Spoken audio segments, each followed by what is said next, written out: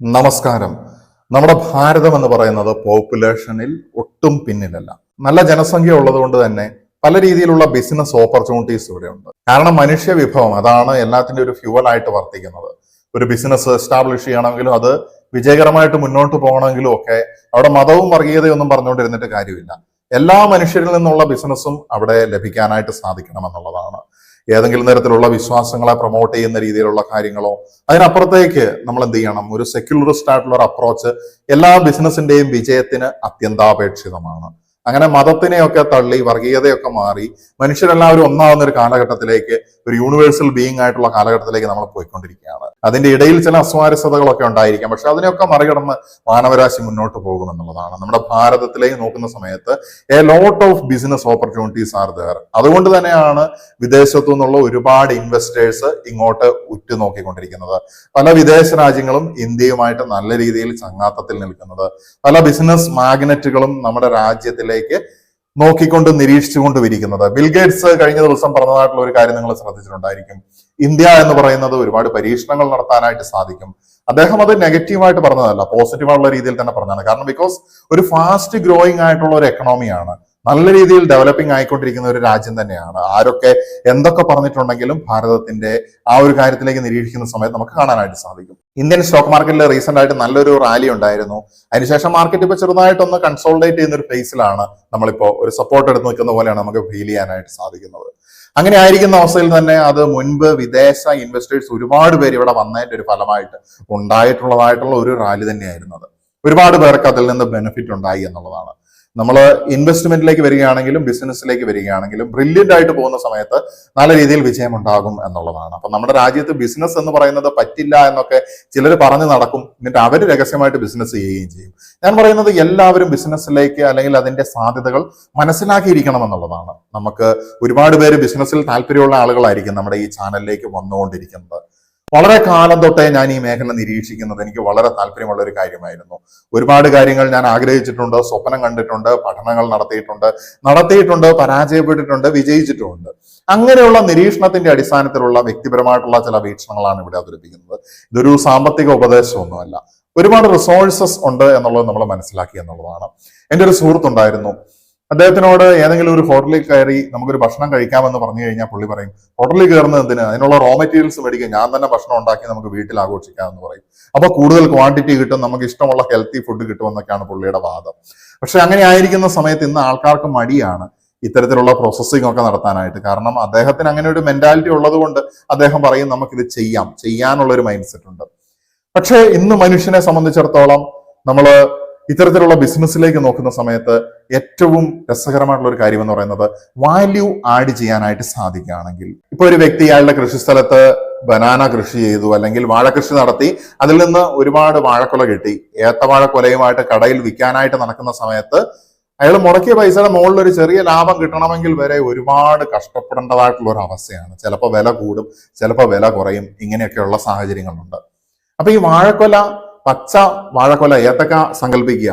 അത് മേടിക്കുന്ന ആൾ എന്താണ് ചെയ്യുന്നത്? ഹോൾസെയിലായിട്ട് അവരുടെ അടുത്ത് നിന്ന് അത് എടുക്കാനുള്ള ആൾക്കാരുണ്ട്, എക്സ്പോർട്ട് ചെയ്ത് പോകുന്നുണ്ട്.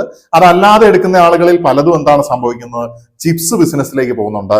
അതുപോലെ തന്നെ ശർക്കര വരട്ടി പോലുള്ള കാര്യങ്ങൾ ഈ വാഴക്ക ഉപയോഗിച്ചുകൊണ്ട് ചെയ്യാൻ പറ്റുന്നതായിട്ടുള്ള പല ബിസിനസ്സിലേക്ക് പോവാണ്. അപ്പൊ ഈ ഉൽപ്പാദിപ്പിക്കുന്ന കർഷകന് തന്നെ സ്വന്തമായിട്ട് ഒരു ചിപ്സ് പ്രൊഡ്യൂസ് ചെയ്യാനായിട്ടുള്ള ഒരു യൂണിറ്റ് ഉണ്ട്, അല്ലെങ്കിൽ ഈ വാഴക്ക വെച്ചിട്ടുള്ള പല രീതിയിലുള്ള വാല്യൂ ആഡഡ് പ്രൊഡക്ട്സ് നിർമ്മിക്കാനുള്ള ഒരു സംവിധാനം മിനിമലിസ്റ്റിക് ആയിട്ടുള്ള രീതിയിൽ ഡെവലപ്പ് ചെയ്യാനായിട്ട് സാധിക്കുവാണെങ്കിൽ അയാൾക്ക് ഒരു വാഴക്കൊല വിൽക്കുമ്പോൾ കിട്ടുന്ന ആ ഒരു പൈസയെക്കാളും എത്രയോ പണം ഒരു കൊലയിൽ നിന്ന് തന്നെ ചിപ്സ് ആക്കിയിട്ട് വിൽക്കുന്ന സമയത്ത് നേടാനായിട്ട് സാധിക്കുമെന്നുള്ളതാണ്. അത് ഓർഗാനിക് ആണ് എന്നുള്ള ഒരു ടാഗ് കൂടി ഉണ്ടെങ്കിൽ നല്ല രീതിയിൽ അത് മുന്നോട്ട് പോകും. ജനങ്ങളുടെ വിശ്വാസ്യത നേടിയെടുക്കാൻ സാധിക്കുകയാണെങ്കിൽ, ഗുണനിലവാരമുള്ള പ്രൊഡക്റ്റ് കൊടുക്കാനായിട്ട് സാധിക്കുകയാണെങ്കിൽ, അതൊരു മോഡറേറ്റ് ലെവലിലുള്ള ഹൈ പ്രീമിയം പ്രൈസും അല്ല, എന്നാൽ തീരെ ലോ കോസ്റ്റ് പ്രൈസും അല്ല, അതിനിടയിൽ നമുക്ക് ഒരു വിശ്വാസത ആർജിക്കുന്ന ഒരു ബ്രാൻഡ് എന്നുള്ള രീതിയിൽ കൊടുക്കാനായിട്ട് സാധിക്കുകയാണെങ്കിൽ നല്ല രീതിയിൽ വിജയത്തിലേക്ക് പോകും എന്നുള്ളതാണ്. കപ്പ കൃഷി ചെയ്യുന്ന ആളെ സംബന്ധിച്ചിടത്തോളം കടയിൽ കൊണ്ടുവച്ച് അയാൾ ഒരു കടക്കാരന് വിൽക്കുന്നതിനപ്പുറത്തേക്ക് അയാൾ അല്ലാതെ നേരിട്ട് കസ്റ്റമറിലേക്ക് എത്തിക്കാനായിട്ടൊക്കെ സാധിക്കുകയാണെങ്കിൽ കൂടുതൽ ലാഭം കിട്ടുമെന്നുള്ളതാണ്. എന്നാൽ ആ കപ്പയെ ചിപ്സ് ആക്കിയിട്ട് മാറ്റാനായിട്ട് സാധിക്കുകയാണെങ്കിലോ ആ മരച്ചീനിയുടെ ചിപ്സ് എന്ന് പറയുന്നത് അതിനേക്കാൾ അപ്പുറത്തേക്കുള്ള ലാഭം തരുന്ന ഒരു അവസ്ഥയിലേക്ക് പോവുകയാണ്. എല്ലാ ബിസിനസ്സിലേക്കും അത് വാല്യൂ ആഡഡ് ആക്കുന്ന സമയത്ത് ഈ കൃഷിയുമായിട്ട് ബന്ധപ്പെട്ട കാര്യങ്ങൾ മാത്രമല്ല, ഇപ്പൊ digital marketing, social media marketing, advertising, web designing, ഇതിലേക്കൊക്കെ വരുന്ന സമയത്ത് ഇതിന്റെയൊക്കെ ബേസ് ലെവലിലുള്ള വർക്ക് ചെയ്യുന്നതിനപ്പുറത്തേക്ക് ബിസിനസ് സ്ഥാപനങ്ങൾക്ക് വേണ്ടിയിട്ടുള്ള വെബ്സൈറ്റ് ഉണ്ടാക്കി കൊടുക്കും. കണ്ടന്റ് നിങ്ങൾ തരണം എന്ന് പറയുന്നതിനേക്കാളും കൂടുതൽ ഞങ്ങൾ തന്നെ നിങ്ങളുടെ അവിടെ വന്ന് ഫോട്ടോ എടുത്ത് കണ്ടന്റ് ഡെവലപ്പ് ചെയ്ത് നിങ്ങൾക്ക് വേണ്ട വെബ്സൈറ്റും കാര്യങ്ങളും സെറ്റ് ചെയ്ത് തരാമെന്ന് പറയുന്നതിന് കൂടുതൽ ബിസിനസ് ലഭിക്കാനുള്ള സാധ്യതയുണ്ട്. കാരണം ബിസിനസ് നടത്തുന്ന ആൾക്ക് ഇത്തരത്തിലുള്ള ക്രിയേറ്റീവ് തലവേദനകൾ എടുക്കാനോ ചിലപ്പോൾ അതിൽ പ്രത്യേകിച്ച് താല്പര്യമോ അറിവോ ഉണ്ടാവുകയില്ല. അപ്പോൾ ഇവിടെയും വാല്യൂ ആഡഡ് സർവീസ് എന്ത് ചെയ്യുകയാണ്, കൂടുതൽ ലാഭത്തിലേക്ക് നമ്മളെ കൊണ്ടുപോവുകയാണ്. ഇത്തരത്തിലുള്ള വളരെ ബ്രില്യന്റ് ആയിട്ടുള്ള ചില ആശയങ്ങളിലേക്കും ചില വാല്യൂ ആഡഡ് ബിസിനസ് ഐഡിയകളിലേക്കുമാണ് നമ്മൾ ഇന്ന് ഉറ്റുനോക്കാൻ പോകുന്നത്. നമ്മുടെ നാട്ടിലേക്ക് വരുന്ന സമയത്ത് ഏറ്റവും ബെസ്റ്റ് ആയിട്ട് നടത്താൻ പറ്റുന്ന ഒരു വാല്യൂ ആഡഡ് പ്രൊഡക്റ്റ് തന്നെയാണ് സ്പൈസസിന്റെ പൗഡർ എന്ന് പറയുന്നത്.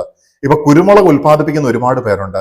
കുരുമുളക് പറിച്ച് മെതിച്ച് ഉണക്കി അവരെന്ത് ചെയ്യുകയാണ്, റോളായിട്ട് അവർ മലഞ്ചരക്ക് കടയിൽ കൊണ്ട് വിൽക്കുകയാണ്. അതിനപ്പുറത്തേക്ക് ഈ കുരുമുളകിനെ നമുക്ക് ഭക്ഷണത്തിലേക്ക് ഉപയോഗിക്കാൻ പാകത്തിനുള്ള രീതിയിൽ ക്ലീൻ ചെയ്തുകൊണ്ട് അത് പൊടിക്കാതെയോ അല്ലെങ്കിൽ പൊടിച്ചുകൊണ്ടോ പെപ്പർ പൗഡർ ആക്കിയിട്ട് കൊടുക്കുന്ന അവസ്ഥയിലേക്കോ കൊണ്ടുപോകാനായിട്ട് സാധിക്കുവാണെങ്കിൽ, അതിനൊരു ബ്രാൻഡ് ഇട്ടുകൊണ്ട് ഓർഗാനിക് ആയിക്കൊണ്ട് വൃത്തിയായിട്ട് അത് ചെയ്യാനായിട്ടുള്ള ചെറിയൊരു സംവിധാനം നമുക്ക് ഡെവലപ്പ് ചെയ്യാനായിട്ട് സാധിക്കുകയാണെങ്കിൽ ഹ്യൂജ് ആയിട്ടുള്ള മാർക്കറ്റ് നമുക്ക് ഓൾ ഇന്ത്യ ലെവലിൽ തന്നെ കണ്ടെത്താനായിട്ട് സാധിക്കും. എക്സ്പോർട്ടിംഗ് സാധ്യതകൾ പോലുള്ള ഒരു ബിസിനസ് ആണത്. സ്പൈസ് ബ്ലെൻഡ്സ് ആൻഡ് പൗഡർ, കുരുമുളകിന്റെ കാര്യത്തിൽ മാത്രമല്ല, ടർമറിക് അല്ലെങ്കിൽ ചുക്ക് തുടങ്ങിയ കാര്യങ്ങളിലൊക്കെ ഇപ്പൊ മഞ്ഞൾപ്പൊടി എന്ന് പറയുന്നത് നല്ല ഡിമാൻഡുള്ള ഒരു സംഗതിയാണ്. ക്വാളിറ്റിയുള്ള മഞ്ഞൾപ്പൊടി ഇന്ന് ആൾക്കാർക്ക് ചിലപ്പോൾ ലഭിക്കാൻ തന്നെ ബുദ്ധിമുട്ടാണ് എന്നാണ് മനസ്സിലാക്കാനായിട്ട് സാധിക്കുന്നത്.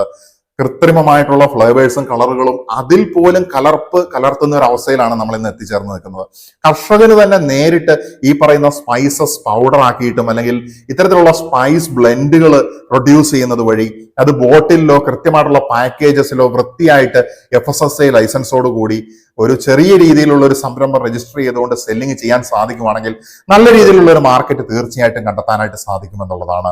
ജനങ്ങളുടെ വിശ്വാസവും കൂടി ലഭിക്കുകയാണെങ്കിൽ വെച്ചടി കയറ്റം ഉണ്ടാകുന്ന ഒരു ബിസിനസ് ആശയം തന്നെയാണിത്. വളരെ മിനിമലിസ്റ്റിക് ആയിട്ടുള്ള രീതിയിൽ സ്റ്റാർട്ട് ചെയ്യാനായിട്ട് സാധിക്കും. നമ്മുടെ കേരളത്തിലെ കാലാവസ്ഥയ്ക്ക് അനുയോജ്യമായിട്ട് കൊണ്ടുപോകാനായിട്ട് സാധിക്കും. അടുത്തതായിട്ടുള്ള ഒരു ആശയം നേരത്തെ സൂചിപ്പിച്ചതുപോലെ തന്നെ ബനാന ചിപ്സ്, അതുപോലെ തന്നെ കപ്പയുമായിട്ട് ബന്ധപ്പെട്ട മരച്ചീനിയുമായിട്ട് ബന്ധപ്പെട്ടിട്ടുള്ളതായിട്ടുള്ള ചിപ്സ് നമുക്ക് ഉണ്ടാക്കാവുന്നതാണ്. അതുപോലെ തന്നെ ജാക്ക് ഫ്രൂട്ട്, നമ്മുടെ നാട്ടിൽ ഫ്രീ ആയിട്ട് പോലും ചക്ക ലഭിക്കുന്ന അവസരങ്ങളുണ്ട് എന്നുള്ളതാണ്.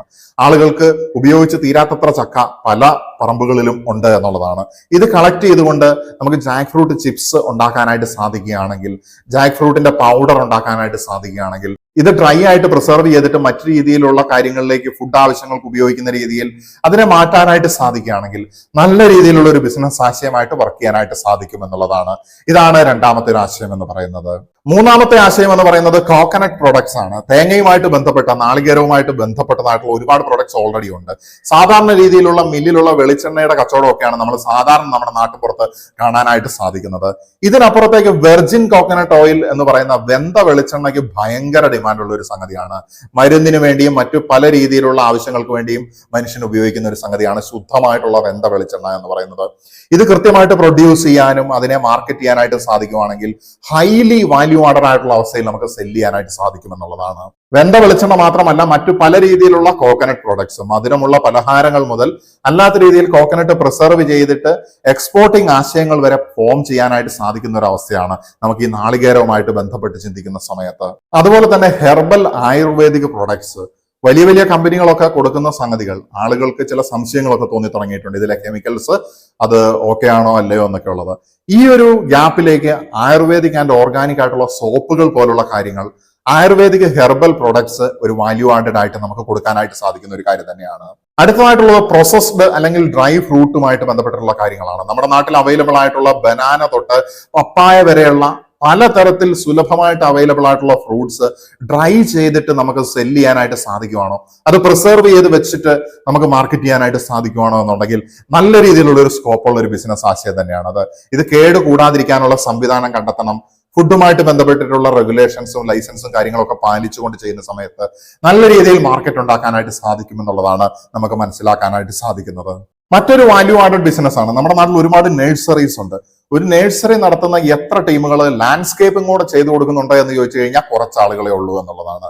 നഴ്സറി പ്ലസ് ലാൻഡ്സ്കേപ്പിംഗ് കൂടെ വരുന്ന സമയത്ത് ആളുകൾ അവരുടെ വോൾ ആയിട്ടുള്ള ഗാർഡനിങ്, അതുപോലെ തന്നെ ഫ്രൂട്ട് പ്ലാന്റ്സ് തുടങ്ങി എല്ലാ രീതിയിലുള്ള ലാൻഡ്സ്കേപ്പിംഗും ചെയ്യാനായിട്ട് കസ്റ്റമേഴ്സ് ഉണ്ട് എന്നുള്ളത് നമ്മൾ മനസ്സിലാക്കേണ്ട ഒരു കാര്യമാണ്. കാരണം എല്ലാവർക്കും സ്വയം അത് ചെയ്യാനുള്ള സമയം ഉണ്ടാവില്ല, ഐഡിയ ഉണ്ടാവില്ല, എന്നാൽ ആഗ്രഹം ഉണ്ടാവുകയും ചെയ്യും.